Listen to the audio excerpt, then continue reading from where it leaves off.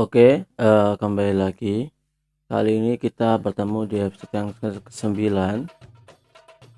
Di episode yang ke-9 ini, saya akan bahas salah satu budaya atau tradisi Paskah Ramadan, yaitu Lebaran. Itu ada yang namanya makanan yang dibungkus dari daun kelapa yang masih muda dan diisi dengan beras, yaitu ketupat. Ketupat itu sendiri memiliki sejarah yang cukup panjang. Kali ini saya akan bahas sedikit saja. Jadi menurut artikel yang saya baca, ketupat ini sudah ada di sejak zaman dulu ya. Budaya masyarakat Indonesia yang belum beragama Islam itu sudah ada dan mengenal adanya ketupat. Tapi sejak penyebaran agama Islam di Indonesia yang dibawa oleh Wali Songo, ketupat ini dijadikan sebagai salah satu budaya yang disuguhkan waktu saat pasca Ramadan atau pasca puasa. Ketupat ini itu dikenalkan atau diasimilasi oleh Sunan Kalijaga, yang memang pada waktu itu ketupat dijadikan hal yang sakral atau yang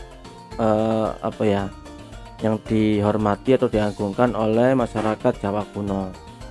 Jadi oleh sebab itu, karena pengaruh ketupat ini lumayan besar, Sunan Kalijaga melakukan asimilasi budaya dan merubah budaya atau ketupat ini yang dulunya bukan budaya Islam menjadi salah satu budaya Islam yang disuguhkan waktu saat Paskah Ramadan atau Hari Raya Idul Fitri.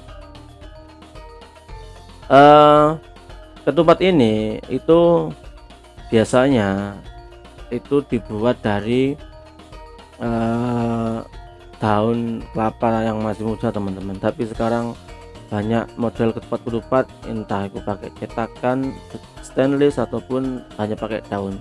Tapi secara umum ketupat itu memang dibungkus pakai daun kelapa yang masih muda.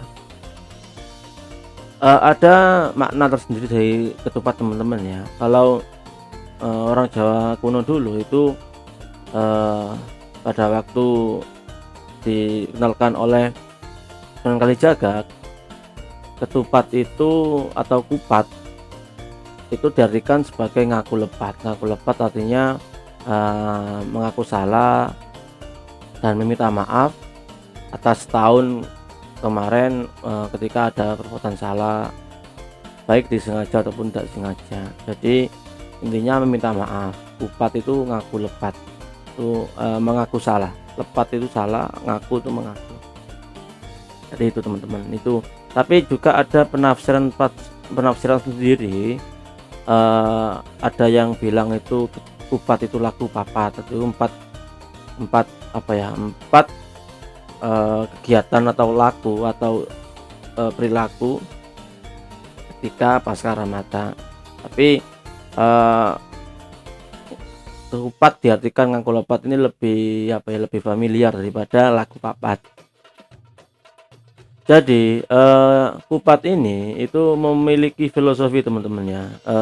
Jadi yang pertama, bentuk kupat atau bungkus kupat ketupat ini yang sangat rumit itu menandakan beragamnya kesalahan manusia yang sangat banyak dan rumit. Itu difilosofikan dengan ini bentuk kupat atau ketupat yang sangat rumit ini, tapi bungkusnya, teman-teman ya, karena kan perlu dianyam.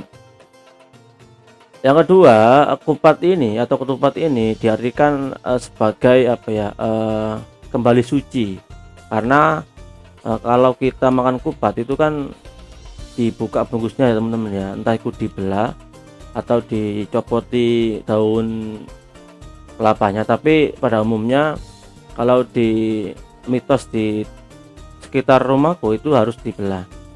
Jadi ketika dibelah itu kan kelihatan nasi putihnya itu bentuk dari kesucian hati. Jadi setelah dibungkus apa namanya, kesalahan-kesalahan tadi itu kan dimaafkan atau disepuro bahasa Jawanya, sehingga kalau dibuka itu hanya tersisa dari nasi putih atau kesucian hati. Yang ketiga, kupat ini itu juga difilosofikan sebagai kembali ke fitri, karena bentuk kupat yang sempurna itu juga diibaratkan bahwasanya manusia ini sudah kembali ke bentuk yang awal, kembali fitri, kembali sempurna lagi.